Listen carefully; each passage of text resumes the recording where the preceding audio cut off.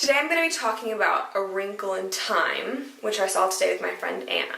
This isn't going to be your typical Barger Index vlog. I'm just going to be talking about it because I haven't really sorted out the kinks in the Barger Index. A Wrinkle in Time stars Storm Reid as Meg, Levi Miller as Calvin, Derek McCabe as Charles Wallace, and Chris Pine as Dr. Murry. It's based on the book A Wrinkle in Time by Madeline L'Engle. It's about Meg and Charles Wallace going to rescue their father with Meg's friend, Calvin.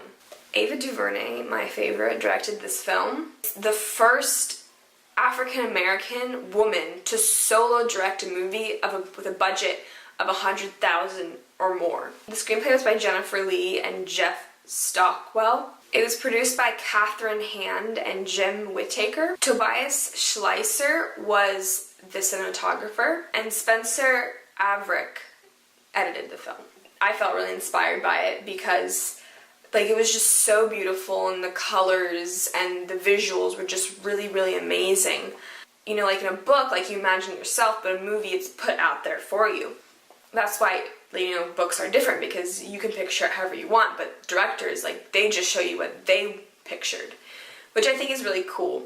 This is the first movie I'm reviewing that I've actually read the book for adaptations, so I would say that, there are definitely some differences from the book, but it definitely was a really good adaptation in my opinion. I might have even liked it more than the book itself, maybe? I don't know. One thing that I really, really liked is, so in the book, basically everyone's white, which, that's fine, but in the movie, I think especially because, definitely because, a black woman directed this, I really think that because she's a marginalized and underrepresented person, and especially in film, that she will go out of her way to choose people that are the same. That's clearly true, like I've been saying, considering this film. It's a biracial family, and you don't typically see a lot of those, and it's really good that we're having this kind of representation for everyone, and not just roles that were made for them. It's just, it could be played by anyone, it doesn't matter, which is really cool. And then you have Charles Wallace, who isn't adopted in the book, but he's adopted in this, and the actor's of Filipino descent, and that's so cool. I think that it's really important, especially with the three Mrs., Mrs. Who, Mrs. What's-It, and Mrs. Which, Oprah Winfrey, Mindy Kaling, and Reese Witherspoon, those are people of all different races. Yes, let's go, girl power, race power, let's get this on.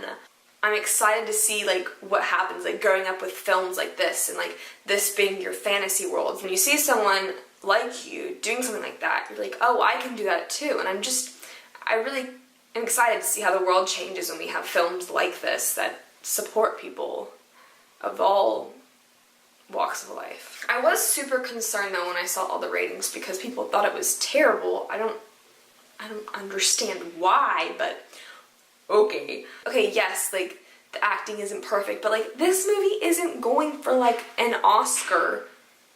It's a fantasy film with kids. I think we did pretty well here.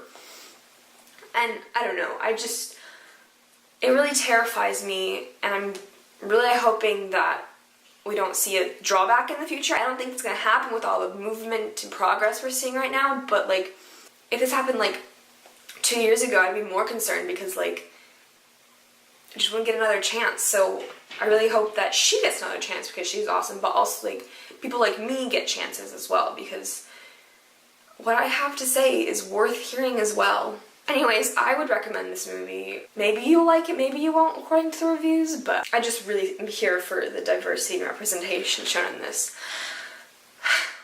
Anyways, see y'all soon.